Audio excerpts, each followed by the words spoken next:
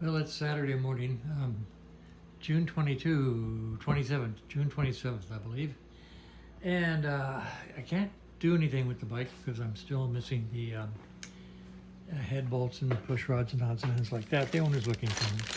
So I thought that I would just quickly undo this bent rider peg here, unbolted. It unbolts from behind, of course. And just said, well, I'll just pop this off and have it welded or bent back down. Well, of course, they put the bolt in from the back. And it is so buried up in here behind the oil lines and everything else that I tried 6 different ways of getting the wrench, socket, etc. on it, and I've just given up. So I'm going to take off 1, 2, 3, 4 bolts, 5 counting that, and take this whole plate off just to get the foot peg off. I really, the oil lines are so tight, I just can't get a socket in there or a wrench in there. And I'm just going to give up, go ahead and take the whole thing off. So I'll let you know how it goes. All right, so I've got the foot peg off, and I've made a diagram showing it as is and as needed.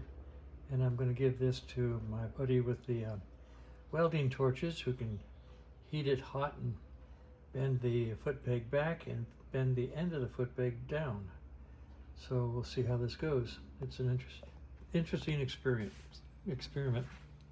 May actually take 1 or 2 fittings. We'll see. Well, while I have the right-hand foot peg assembly off, I decided to go ahead and replace this oil line.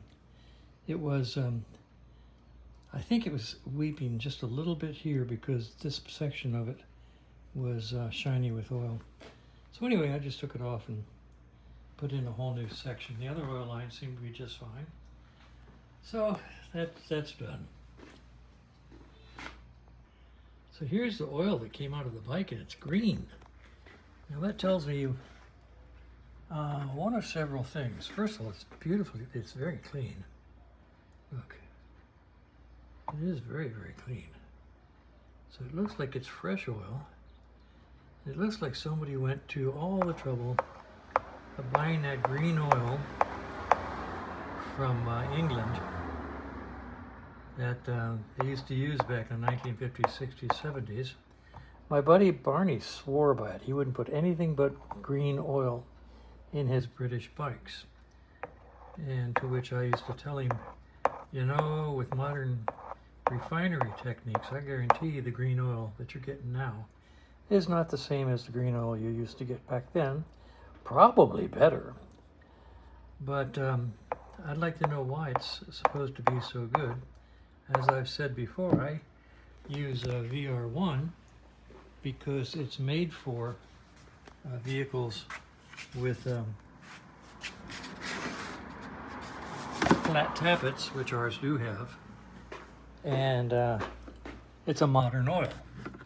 So, I mean, I love tradition, especially designed for pushrod and flat tappet engines, you know?